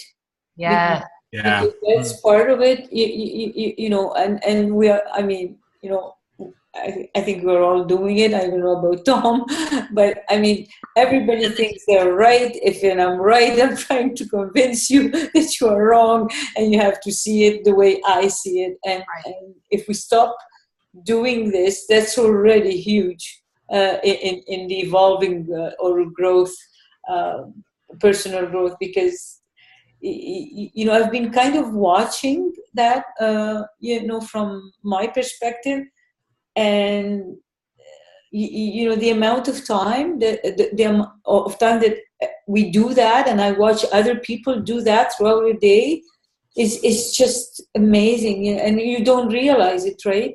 So one of the things that I said I'm going to be watching exactly, you know, because of the same idea that Greg was mentioning at the beginning, the words that we speak are really important. And if I spend my whole day using negative words, that's going to attract, you know, that kind of things. So I've been watching that, the words that we speak or that I hear other people speak. And a lot of it is, you know, you want to tell people what to do because you think you are right. So if we just give up being right for one day, that's a big part of it. And it's just, you know, for some people maybe it's natural, but you know, for others it's just a practice. You know, a practice. Actually, say, okay, before I speak, is this you know? So it's really interesting, especially the words that we use. Just realize, and I know you mentioned that, Vanessa, last time about when if it rains outside, like today, do you just say, oh, it's raining, or do you say, oh, it's miserable, I don't like it? You know what I mean? And all this negative connotation, well, that makes a difference. So you know, just giving up being right is already huge, I find. You know, if we all start doing that, and so there won't be like so much disagreement, right? The other part about that is also being out of your own silo, because they talk about so much right now with all of the data that's out there on our phones and stuff and computers, is that people tend to go only to people that think the same way they do. They don't want to come in and have any discussion or even listen to people with completely different ideas. I know, Greg, but that's very hard to do. Like, you know, I would not listen to people, you know, that are totally on you know, the ultra right or right side of things. I just can't. I just can't listen to that kind of. So you know, I'm guilty of that. And it's a hard one. It's a really hard one. Yeah. You tend to want to kind of people that agree with you, right? Yeah. Yep. We like people who agree with us for sure. Wayne Dyer said, "Would you rather be right or would you rather be happy?" Right. And that's it. Yeah. That's what it comes down to. Just letting go, needing to be right, and just being okay, being okay with the other person's ideas, even if they contradict your own. Yeah.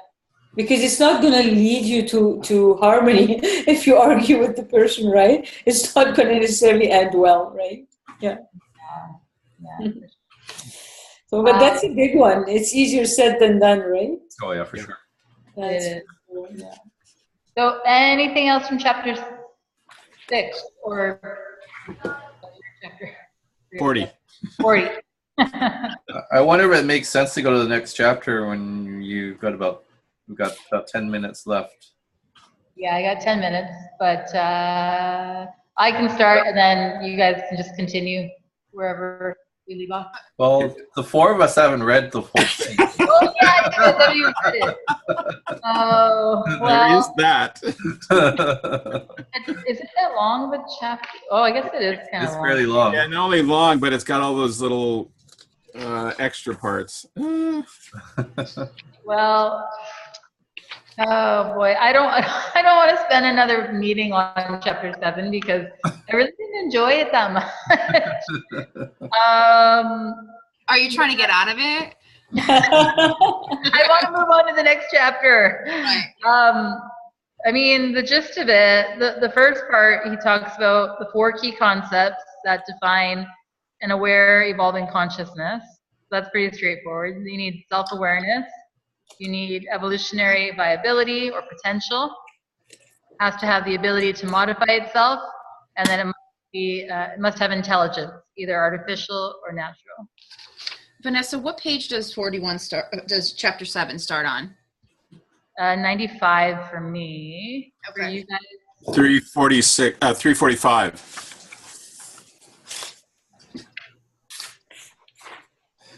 And the ebook 349. 349. Okay. That's okay. There was a part I liked on, I guess it's the 3rd page in, at the very bottom. So the 3rd page in at the very bottom, the last paragraph, he says, from the little picture view, we are extremely proud of our impressive achievements and the rate at which they are expanding our physical prowess. But from the big picture view, we are staggering around in the playpen of consciousness evolution, hoping to grow up before we inadvertently harm ourselves beyond repair. I just thought that was cute because it keeps things in perspective. Like, we think, sometimes we can feel overwhelmed, like we have the world on our shoulders and, oh my God, there's so much work to do here. And then we can kind of have this pride too, which all comes from the ego, and it comes from a very limited perspective. But when we look at things in the big picture, we're just here to grow. We're just here to evolve. And again, it's like we're in kindergarten or preschool. Mm-hmm. So we can really just lighten up and have fun with it. Mm-hmm. That's what, preschoolers, they have fun. Except for that brings up a good point, and I've asked this question of other groups and haven't really gotten a good, what happens if we do blow up this earth? I know Tom said, you can do delete, edit, start it again, but I've often wondered what would happen if humankind couldn't live on this earth at all. What would happen then? And we lost her. Well, there's a video, there's another person that talks about that. Her name is Dolores Cannon. Okay. That she's able to talk to ETs, and the ETs say that, you know what, you guys have done it so many times in the past where you destroy yourselves, and we start all over again. And it takes millions and millions and millions of years. So this time the ETs are saying that, we don't want this to happen. We want to make sure that you guys are evolving. Get past that stage. Just wait for me. Okay. The other thing is, when is that? Where's the tipping point? Yeah, but that brings up a good point, because we, another group I went through, we did what's called skipping stones back in time. And what happened was I went too far back, but I've been there before where I was with an individual that I've had connection with, and she was pre-human. Mm-hmm. And in the past, I've just observed her, and this time I tried to connect more fully with my mental abilities at this point, and she shut me away because her brain wasn't big enough to process me coming in. Right. So it does take millions of years, and it's a long process. We end up being away from the ability to be in body for quite some time. Mm-hmm. Mm. And what takes millions of years? Well, once we destroy Earth and we come back and we start off as a cell at again. Least 2 minutes we're talking about destroying Earth. See what happens? You leave us alone for any length. Oh man, I gotta go, guys. One of the guys from my B&B is gonna give me a ride back, so I don't have to walk. Vanessa, can I just ask you before you go? You're in Prince George, Prince Rupert, right now? I'm just off of Prince Rupert, Fort Simpson. Oh, okay, so is tomorrow the MBT meeting happening or not? Taylor is taking over. Taylor will be hosting it Friday morning. Okay, so there is one. Okay, okay. And are you going to connect? No, I guess you can't. No, I'll be teaching. Yeah. Okay. Are we doing this again on Thursday then next week? Yep, every Thursday, 4 to 6. Yeah. But Thursday. Quarter to 4. Yeah, we can do quarter to 4. Yeah, quarter to 4. Yeah, we can do quarter to 4. Yeah, I generally can't. Next week I have a job, so I'm not sure if I may be late. Let's put it that way. Okay. Okay, so I'll see you guys next Thursday. Thank you. Bye. Lisa, see you. Bye. So do you want to continue off? Sure. For those of us who haven't read this. Well, it wasn't one of my favorite chapter either. I don't know why, but Well, they're just like conscious can take many different forms. You don't get confused between the silicon version versus, or the carbon version. Evolution just has its own. Every different type of foundation has its own consciousness, and it grows differently, right? Evolves differently, so you can't compare it. What else is there?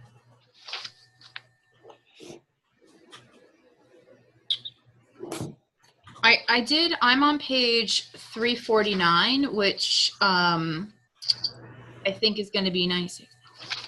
Page 99. yeah, In the book. for us, yeah. Fourth one down. It's probably like 4 pages in front for you, Daniel. Okay. As high entropy consciousness, we covet the power that serves our needs, wants, and desires because we cannot imagine, much less understand, the power that serves love, compassion, humility, and balance. Choices made in pursuit of getting what we want produce occasional material success, anxiety, stress, pain, frustration, emptiness, insecurity, and unhappiness, while choices made to express unconditional love produce all types of success, peace, tranquility, confidence, satisfaction, fulfillment, and happiness and joy. I think that's an interesting. What's interesting about that? Yeah, an interesting point about that is studying Stoicism since the Monroe event with Tom. Is one of the things they suggest doing on a fairly regular basis is to imagine not having anything that you have in your life. Imagine money not being there. Managing that the house or apartment you're in doesn't exist, or all your belongings. And so imagining what's really important in terms of just your virtue and, this chapter. But it's one of those practices that unless you actually practice it, then what happens is you become into the fear loop of I'm going to lose things. Yeah. Knowing full well that when you die, you don't take anything with you. What do you take with you? Yeah. Is it trying to live more like a minimalist? Well, Yeah. I don't think. I mean, probably in a way that makes sense what he's talking about, but I feel like the choices made to express unconditional love, sort of the concept of unconditional love, I think that's a very challenging thing to do as a person, right? I don't know. I mean, I'm not a parent, so I don't have children. So I don't feel like I've ever really genuinely experienced unconditional love. I've never loved. I don't know if I love anybody unconditionally. If you've ever had a pet, you've done that. That's true. I do love my cat. When she throws up on in front of where I step, right? I still love her. That's true. Yeah. But I noticed there's a lot of things that Tom brings up, and it says just get over fear. Go to what? Right. Just get over fear. Right. Right. But it's not as easy as he says it is. Right. Well, yeah, I do think he frequently says it is easier said than done, right? Yeah. Some topic that came up in conversation with me today was the topic of forgiveness, and that you almost have to practice forgiveness, right? In order to move on from certain things, right? And I feel like that sort of has to do with, and forgiveness of yourself and unconditional love of yourself. Both of those things I think are very challenging, but if you can do it, and if you can slowly move towards that objective, it seems like what Tom's telling us is that we get that is all the success, all the peace, tranquility, and confidence if you can achieve doing that. You know, it's interesting going back to Stoicism, because I really think Tom's a Stoic. I think he studied it, is that it goes back to the same concept, which is instead of saying, I forgive, the other concept is to use the more positive, I'm grateful for you. And gratitude is a huge one. The whole concept of using terms and words that are not necessarily part of our vocabulary, but are more positive, as opposed to using words that are much more part of, at least my vocabulary, which are more negative. And finding that difference and actually using them, that's been a good learning experience and a hard one. It's taken me years, especially with gratitude. I think, you know, when Tom speaks like that, it's just years in the making. It's not like, you know, Right. And I think from now, the way I see it from my perspective, you know, it's they go in hand, because when you are in a high entropy state, you don't love unconditionally, because your love is conditional. Like, you know, even when you are starting in a relationship and you are in that state, you will say, okay, you know, I love that person because you know, I feel she makes me, or he makes me feel good. You know, I feel secure, or I feel loved, or whatever it is. It's still a conditional love, and it's just a reflection of a high entropy state. And as you move into your growth, anyway, that's the way I came to think about it, and become and lower your entropy. You become, your love can be unconditional, because you see yourself as consciousness, as and that's where you connect with the other person on the same level. You don't necessarily see her as a body that is here to satisfy your need, but you see her as one with you on a consciousness level, and then you are able to love that connection at that level. So I think for me, when he's talking about the two, conditional versus unconditional love, I think the way I come to see it is they go hand in hand with your personal growth. And as you move from maybe higher entropy into lower entropy, those things become easier, because you don't see the other person as someone here to fulfill your needs. And that's like you know, it's a long journey, right? Because that's why when he talks like that, I don't know Tom. I don't know like how long you know it took him to arrive where he is, but it's certainly not something that you know you will be there next month. No, it's a long process, because at the same time, you know, and Daniel, I know you sent you know, all the 10 fears, and that is really helpful. Because you know, lowering your entropy, part of it is just getting to know and overcome a lot of stuff and a lot of fears, and starting by loving, you know, that consciousness that you are, and seeing beyond your ego. So it's a lot of stuff that needs to happen before. So when he writes it like a very simple thing, it's not. Right. Anyway, the way I look at it. Yeah. I think that's a great point, because he's, you know, I think Tom's 72. He's been working on this. 75. Is he 75? Yeah. I think he's 10 years older than me, yeah. So he's in his 70s, and he has been working on this for a long time. So I think, Nadine, that's a really good point, that you're like, we kind of read it and he's like, just do it, you know, like move away from fear, you know, like let it go. You know what I mean? He says it's like, just get over it. But it's not as easy as he says it is. There's so much emotion that's in us that it's hard to let it go. Well, it's interesting, because I assumed when I first started reading this book that this was a massive ego, Tom. And I thought that part of his thing was to be more human and more compassionate.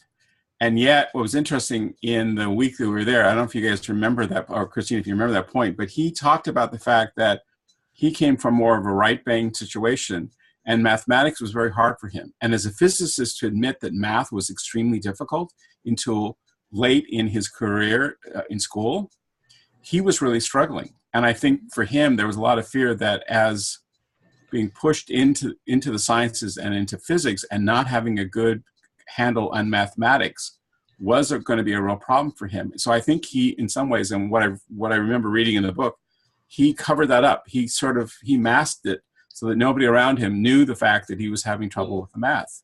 Mm-hmm. And so there has been a lot of growth there. I mean, this is somebody who could not do the math to do the physics in the beginning and then finally got it, but it took him some time. It was not a natural part of his growth.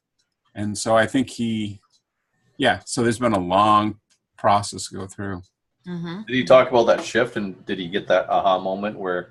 Yeah, but it was still a struggle. He really talked about the fact, and I just before going to Monroe, I went back to some of my math to try to understand it, and some of the stuff that I had been having trouble with, and I realized the aha moment was understanding that calculus and doing differential equations and understanding how equations, I didn't understand, because I learned mathematics separate from physics in high school. Right. Also, when I took it again in some college classes, is that I didn't put the math and the science together, and I didn't understand that the word problems of physics, which weren't part of what I learned originally, I needed to understand how algebraic equations work together and how you could actually work them out to come up with one simple statement that you could then take back into physics. Right. And I think he had the same issues. It was just, for me, it was fascinating to go, oh, he had the same problem of seeing the wholeness of the mathematics with the physics. Interesting. And back to the book. Yeah. But one of the things to when we think about that and you think, oh, am I the only one struggling with this? But I was reading about self-compassion, and to be able to be compassionate with other, you've got to start being compassionate with yourself. And one of there were a few things, but one of the things that I remember is the common humanity.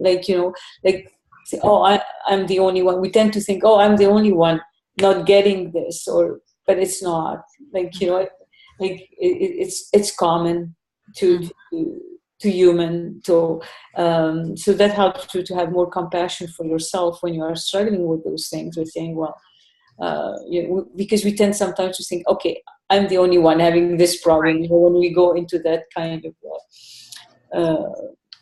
mode or so yeah. So, I think it's very interesting. This is a little off topic, but what you're talking about is fascinating, because really our human experience we're all very connected, right? And we experience a lot of the same things, but we feel isolated. And we think that what you're saying is you think you're the only one that feels that way, right? Yeah. I read a book a couple of years ago called The Confidence Code, and it was about women in the workplace. And the author interviewed some very successful female leaders in the Washington, D.C. area. And something that she mentioned is that all of them felt there's something called the imposter syndrome, where you think that you just got where you are in your career by chance, and that you don't really know what you're doing, and somebody's gonna find out. And I was like, oh, I really identify with that. And so that was what you were referencing. That was the first time that I ever said, oh, I really understand what she's talking about, because I feel that way. So it is it's interesting that people feel so alone in their experience, when really it's a very much a shared experience. Yeah. I'm glad you call it the confidence game, because that, in the film and television industry, we talk, a lot of the crew guys, we talk about it all the time, about the fact that a producer will come up to you and go, well, can you do this? And you go, yeah, no problem. And in the back of your mind, you're thinking, I don't know what the hell this is all. I can't tell you how many times we fake it and then go, Fake it till you make it, right? Right. God. Yeah. But don't you think that's sort of like a form of fear then? Like, you know, someone's asking you to do it and you also you say, yeah, I can do it. And then when that person leaves, like, I have no idea what he's talking about, right? And then, you know, the fear Except comes. you have no choice. You've got to produce. And that's, Well, exactly. Yeah. But that's stepping out of your comfort zone and say, I Oh, got to do what it takes. And then you need confidence to do that, right? Mm-hmm. Mm-hmm. I love that. Yeah. So we are all in it together, you know. But We're in it to win it. we're in it to win it. Yeah, that's another. But we do feel separate, and we're not actually, you know. And I think that's you know, part of you know, when you're thinking about unconditional love, is to see the oneness in you know, like universe. If you take the word universe, it means one verse, right? Uni is one verse. So we're all one verse. We're all one symphony or one. And it sure doesn't feel like that when you are in out in the world, right? We feel like in outside or isolated, but it's not true. And that's part of the bigger picture. Is when you. I don't know if I have that quote from Eckhart Tolle, and you know, I'm glad actually I came late to Tom Campbell, and I've read a lot of people before him, including Eckhart Tolle, and I think that helps me because then Tom, I can take from Tom and make my own idea based on everything else that I've read, you know, for many years. So I'm grateful for that because Tom adds a different perspective, but it's not the only one. But his definition of love is recognizing yourself in the other. And something that he said that I really wrote down because I found I was listening to him. When I meet people and interact with them, I see them on two levels or feel them on two levels. On one level, they are the form, which is the body and their psychological makeup, with everything that, you know, the ego and everything else that we are makeup. On another level, they are the consciousness that I also am, that pure essence. So that, you know, that helps to love unconditionally, because what you are loving is actually the consciousness, the pure essence. I don't know how not what you see, basically, what shines through. Mm-hmm. And that makes it, because sometimes the personality annoys you, or, you know, there's things that happen that are personality related, that are ego related, and if you focus on that, it's hard to give compassion and unconditional love. Right, but also understand talking about those two levels. I also understand where somebody's coming from. This morning, when I ended up in the ambulance going to the emergency room, what I noticed right away was that the guy in the back of the ambulance with me had no trouble touching, and the other guy, the other paramedic, didn't like to touch. And so when I was trying to get off the gurney and into the bed in the emergency room, and I had to rely on the guy that doesn't like to touch, I could feel in his physical body, he did not want to touch. Mm-hmm. And I mentioned it to the nurse who came in later because he had no trouble touching either. And I said, that's the difference. And he asked me if that made me uncomfortable. I said, no, I just know in terms of how people touch me, whether or not they like to touch or not to touch. I have trouble with touch because I pick up all of that stuff. Mm-hmm. But it's interesting when you go from big picture to the small picture also, is that when you talk about a lot of the saints and stuff and what they write about, folks that are fairly advanced, they start to bring everything back to a very small level. And so they enter the world, and the world around them is very, very small for a lot of them. And they actually have a one-on-one with a very small group of people that they take care of strongly. It's fascinating because I think most people, when they talk about unconditional love, they talk about being this massive, huge thing. And yet for a lot of folks who are very high evolved, it's very tiny. Mm-hmm. Very, very tiny. Mm-hmm. Interesting. That's, I guess that's in our own perspective too, right? How we think of a tiny thing, but other people may think it's a big thing. Right. Yeah. Well, it is 6 o'clock. Do we want to continue, or do we want to call it? Do we want to call it and maybe start off next week with the rest of this chapter once we finish it? Vanessa would be upset. Vanessa would be upset. Or do you want to spend an extra 5-10 minutes just going over it? I'll just bring up real quick, if I could, on page 353.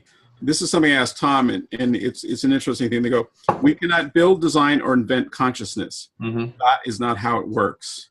To produce consciousness, we must simply provide a system that is capable in enabling consciousness to evolve on its own. Right. And that's an interesting point about the fact of where consciousness come from. You know, so many scientists are looking in the brain thinking consciousness is right here. The reality, it's not at all. Right. And I asked him about AI at TMI, and he said, a computer will never invent consciousness. But at some point, consciousness may go and look at the computer and go, huh, that's a more interesting thing to put consciousness into as opposed to the human body. And I was like, oh, goody.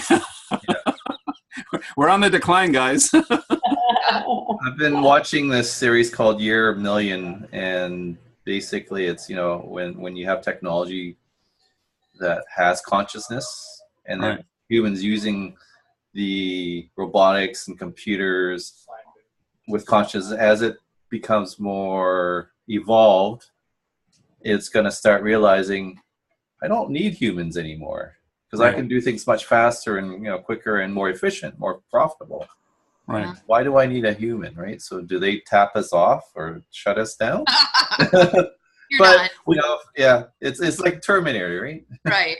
What's interesting, I don't know if you guys read Robert Monroe's books, but in one of his, I think the third book in the series, he talks about the fact of seeing the future where there are stored human bodies in stasis, and then we as consciousness can come down in and take over whatever body we want for the period of time. It comes out of stasis. We enable it with consciousness, walk around, experiment on the earth, and then we put the body back into stasis. So it's a possibility. It's just interesting what's possible down the road. Mm-hmm. Mm-hmm. Mm-hmm. Right. Have that open-minded skepticism, right? Yep. Yeah. So where do we want to start next week? Back to this chapter, we move on. Maybe we want to summarize this chapter, like 10, 15 minutes summarizing, and then we'll start off with, let's see, let's look at the chapters here. I mean, these are I thought that was a lot of reading for me. Yeah. You know, I mean, I'm fine just doing one chapter. Are you guys? Well, the next chapter is what, 19 pages? And it's got all that little detail. Mm-hmm. Well, maybe we should just have chapter 8 and finish 7. What, I don't know. Sure. So the next chapter is chapter 42, or does the big? I say 8. Personality. What does love have to do with it, right? So that's 20 pages. Yeah. So that's because usually I read it more than once to be able to process. We end at 42. That makes sense. So why don't we just spend 15 minutes talking about this chapter 7? Yeah, 7, and then spend the rest of the time doing chapter 8. All right. So doing 8, yeah. So Nadine, will you tell me what chapter 8, what page chapter 8 starts on? Yeah, chapter 8 start at 113, Christine. Okay. And do you want to know where it ends to? It ends 128. Okay, so chapter 9 starts at 129. 20. Yeah, exactly. Daniel, do you want to tell me where? Sure. In my ebook, it starts at page 370. Now, does that say book 2? Chapter 42. Chapter 42. Okay, yeah. 370. Yeah, 370, and it ends on page 388. So that means it's 389, the next one? Yeah. Okay. And in the big book, it starts at 363. Chapter. I actually have all of the trilogy stuff is all. Oh, you do? Okay. Yeah, I just thought you did that. Okay, never mind. Never mind. If you want, I can fill out the ebook for you on your Google Documents. I would love that. Yeah. Okay. So I'll just I will send you. I don't know if I have your email address. I got your Google document. Okay. So can you edit it? I can edit that and all right. be on there. So, Daniel, before we go, so what's the best way? Is it Meetup or is the thing you sent out? What's to keep? Because Slack. I know it seems WhatsApp. Yeah. To me, I think it's best that we switch over to Slack, because what Slack does is, like you said on WhatsApp, we've got all these topics going on, and I'm getting confused. I am too. I signed up for Slack too. Yeah. What Slack does is you can create channels, and each channel is a specific category. So you could have a channel on the MBT Book Club. You can have a channel on videos. You can have a channel on paranormal activities. You can have anything you want, and if you're interested in it, you can just subscribe to that channel, and you can read, watch videos, or whatever you want to do within that channel. Can we still have a general channel for everything else that we want to talk about? Okay, so, but it's a way of keeping up with this group. Yeah, and it's creating a lower entropy of what we're all talking about. Yeah, because I must admit, I wasn't that interested in the birthday party I didn't go to. So Exactly. All right, good. Okay, then I'll do that. Thanks. Okay. Daniel, can I ask you? Are you going to be tomorrow at the meeting? I'll be there tomorrow. You'll be there, okay. And what is happening with the Friday evening? Because I haven't been able to Haiti is running that. I think she has one tomorrow evening as well. It's tomorrow, eh? Yeah, because I haven't done anything with that either. Okay. Oh, you haven't started either. Okay. No. I think her next one is in latter part of November, I think. Oh, there's a next one? I don't know how it works. So I think Vanessa mentioned about it. I don't know much about it. Oh, okay. I thought you were in that group. Okay. No. Well, all right. Katie, I think will be there tomorrow as well, so you can talk to her about that. Yeah, yeah, exactly. We'll see you tomorrow then. Okay. Okay, everyone. All right. Thank you. Okay. Thank you, everyone. Good night. Have a good week. Next week. See you next week. Take Bye. care. Bye.